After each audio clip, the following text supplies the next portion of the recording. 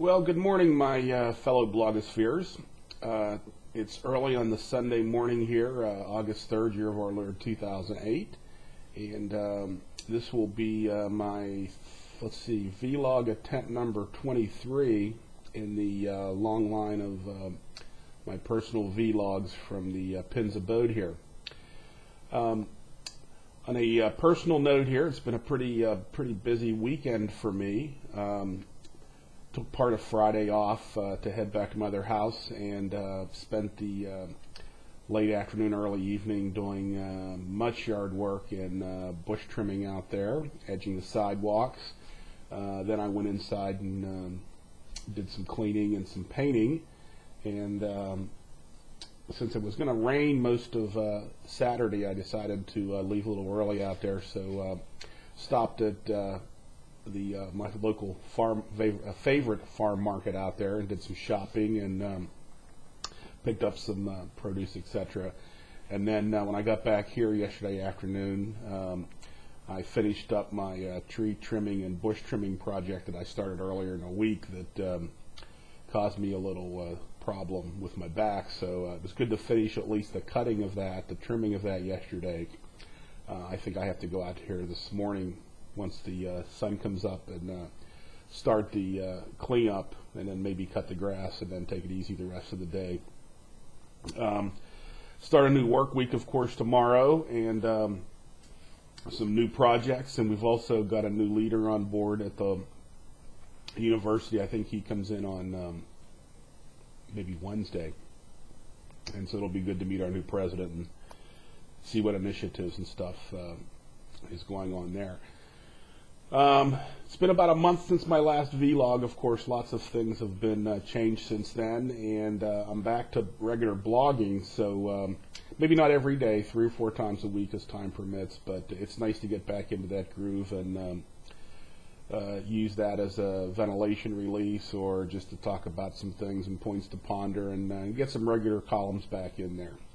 Anyhow, those of you who are familiar with my vlogs know I like to do 3 different parts or sections. Section 1, the news and politics of the local week, or things that came across my radar screen. Then move on to part 2 of sports, although Heather suggests that we limit the sports section since, I don't know, she gets violently ill or something during them. And then finally, section 3 will be some special highs, and again, I'll just apologize now because I'm sure I'm not going to be able to cover all my good friends out here in the blogosphere land.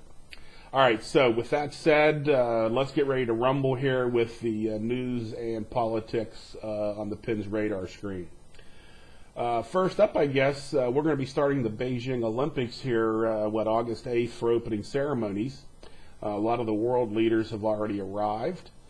I've just been following some of the news coming out of Beijing, whether they're the Chinese government press releases or anecdotal information from people who either have visited there recently or have friends who live there or have visited there recently. And I just find it interesting that the Chinese government has decided to limit restriction to the internet for Western press, and many of the hotels, of course, already have limited filtering and stuff on all the internet content. So that'll be interesting how that plays out. In fact, the Chinese president or premier, I'm not quite sure of his official title, actually gave a little press conference for the very first time. And Chinese leaders very, very infrequently talk to the press, let alone give a news conference, although it's probably more of just a statement released and he read off some issues.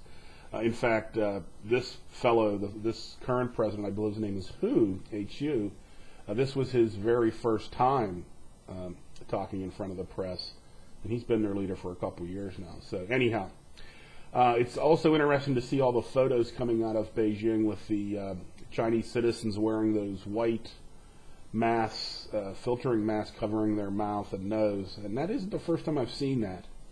I mean, it almost reminded me of some pictures and photos and family stories from Pittsburgh back in the late 40s, early 50s.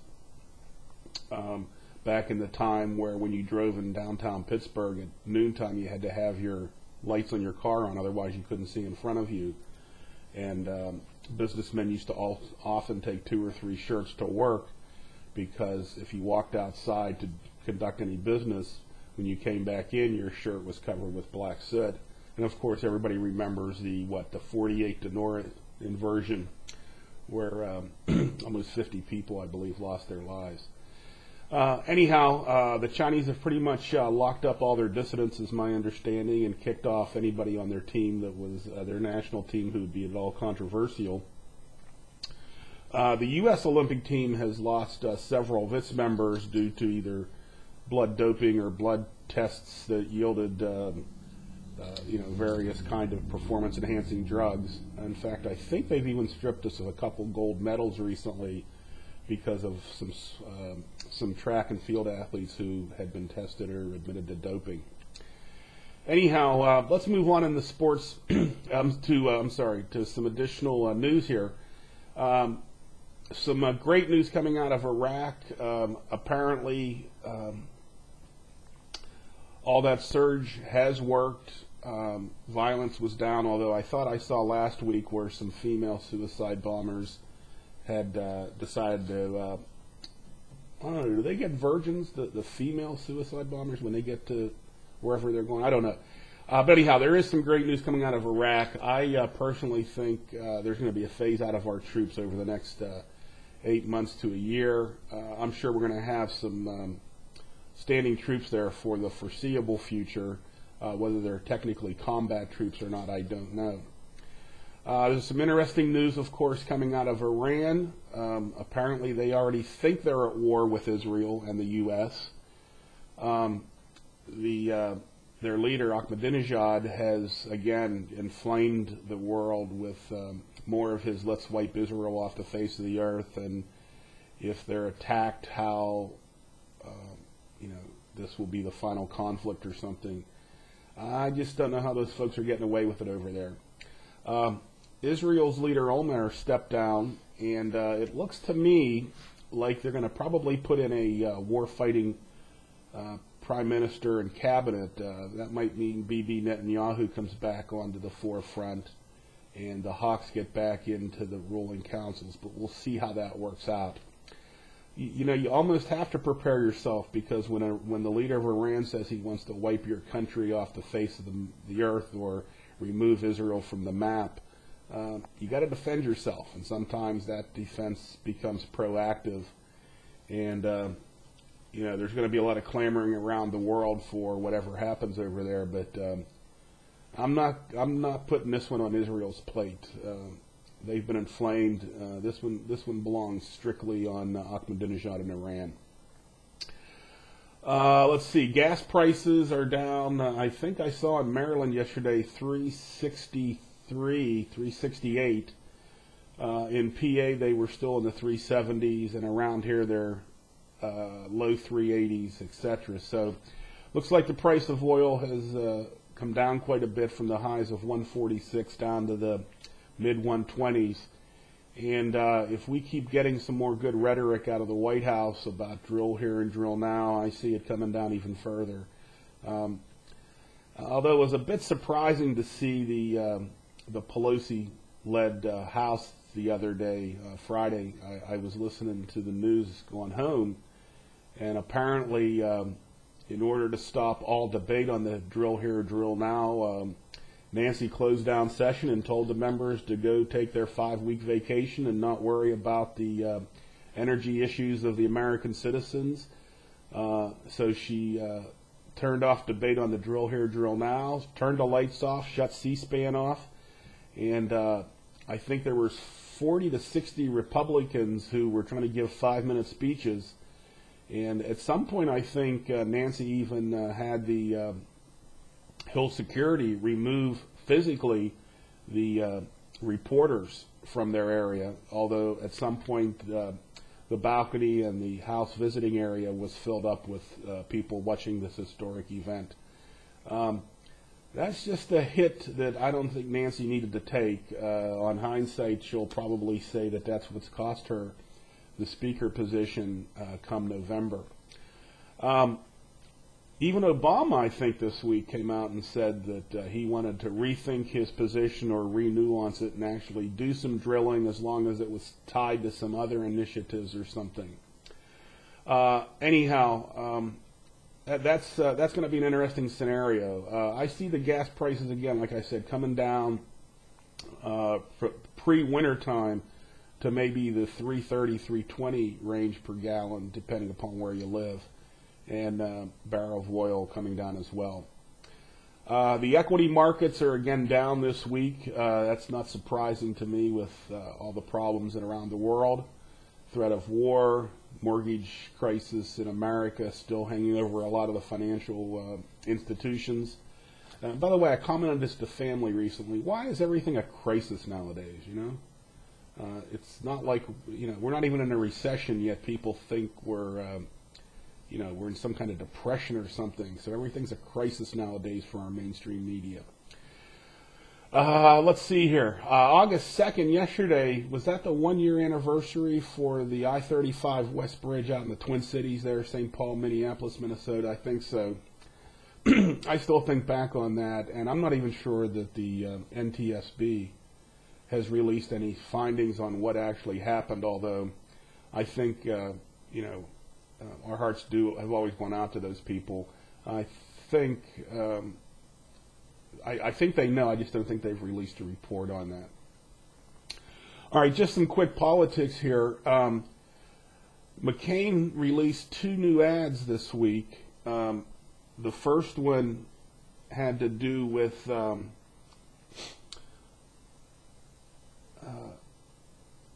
Obama and whether he, how do I put this politely, didn't visit the troops. So that got the Obama minions up and yelping.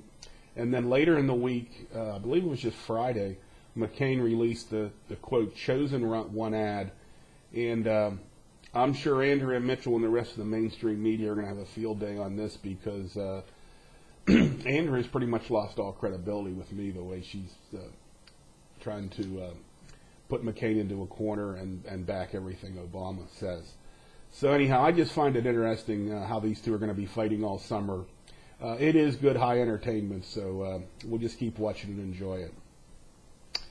All right, let's move on to some very quick sports action. As far as the NFL, which apparently stands for the National Brett Favre League now, it's all Brett, all 24/7 now. My gosh, buddy, just stay retired. You've had one of the finest careers a quarterback could ever have. Nobody really cares at this point, to be perfectly honest, unless you're a Favre diehard fan, whether you come back or not. You had 17 or 18 years in the NFL. That should be enough. Steelers camp, I think I heard where Ben Roethlisberger had a groin pull, so I'm sure he'll be taking it easy for next couple weeks in the Steeler camp. And, of course, we had the Hall of Fame induction yesterday, and there was a couple players there I was really, really glad to see. Art Monk finally got in. Darrell Green, who I always thought was one of the finest people I had ever heard speak. A very quiet man, though. I think he won NFL Man of the Year several times. He was one of the finest players I'd ever seen as a star cornerback for the Washington Redskins. Major League Baseball, the trading deadline has come and gone, and Manny being Manny is now out of Red Sox and out in Hollywood land. I'm sure that the Red Sox had no choice because Manny just wasn't playing hard for them anymore. And I commented on that earlier in the week about how much do you have to pay athletes now just to run full tilt down to first base for 3.5 seconds. However, I do think Boston will probably miss him in their lineup a great deal. It'll probably affect Big Papi, David Ortiz, much more than anybody else since Manny protected him in the lineup for the last 4 or 5 years. He gave, before he left Boston, he was an integral part of course, your 2 world championships up there in the Red Sox Nation area. And remember, you hadn't won one for like 85 years before that. So I think it's another case of be careful what you ask for, you might get it kind of thing. Let's see here. A lot of the NBA players are being signed, but some of them are going overseas, and not a lot of them, just enough that it makes you notice. I guess with the weak dollar and the stronger foreign currency, many of them are finding it more appealing, and maybe even for tax purposes, to go overseas. I guess I never thought with the weak dollar, one of the things we could export more would be our exports and basketball players. But hey, it's an economy thing, so why not go with it? All right, that's about it for sports here. So let me just move on to the special highs to all the friends that come across my radar screen. And again, I'm sure I'm not going to catch everybody. And if you're admitted, it's not any slight. It's just I don't have time to remember and think about everybody while I'm doing this. So let's get to the special highs here. First of all, to my good friend Asen, who I think is starting her second vacation for the summer here. Enjoy your time at the beach, and know you'll be missed again while you're gone. And of course, you're always in our thoughts and close to our prayers all the time here. Special highs, of course, to the 84 or Ocho Cinco Amigas, starting with Andre and Tiger and Gretchen and all that crew. I hope your summers are going fine and everybody's recovering from whatever illnesses or whatever they've been going through, and you know that you're always in my thoughts and prayers. Let's see here. Special hi there to Carol from down there in the South Carolina area. Miss you terribly, so I hope everything's going okay with you. Special hi up there to Pennsylvania, to some friends, Shibi. Of course, had some interesting blogs this week with the people she's meeting in the strangest places. Jan Rebecca over there in another part of the state. Pittsburgh, Cindy, of course. I hope you're recovering and doing well and getting healthy up there. You're certainly missed. To the Chop the Lamb, Tina Marie, if you're visiting still, I hope everything's going okay with family. If you're at home, I hope the bracelet on the ankle is keeping you in the house and not too much activity going down there in terms of police calls and stuff. To Tina Sensible Butterfly out there in the great Midwest, I hope things are going well for you. To Gail and Ariel on my 360 page, always nice to see your comments and such. Know that you're thought of greatly and in my thoughts and prayers all the time. Over on the Multiply side, I've got some new friends in some of the political groups there. Heather, Codester, Kim, Tina, Babs, and Old Sage, and some other people. It's always nice to exchange thoughts and ideas and keep the keep the passion for politics running out there. All right, I'm going to end this up here because I'm sure it's running a bit long. So you guys all enjoy your Sundays, rest of your weekends. Get out and take a big, deep breath of life. Nothing better than that out there. I'm not going to end up with a story here today, so I'll just say that if you need help with anything, make sure you call the Adult Supervision Hotline. I think it's now up and running 24 hours a day as of August 1st. This week, we're being staffed by the entire crew of the old TV series Lost in Space, including the robot, whatever his name was. Wasn't he the one that used to have Trouble, Will Robinson Trouble, or something like that? Anyhow, and I always miss, of course, that old red-headed lady. Always made me smile. All right, anyhow, that's about it for me. You guys enjoy the rest of your Sunday, and like I said, try to behave a little bit here. Love you all. You're in my thoughts and prayers. I am out of here for the day. Bye-bye.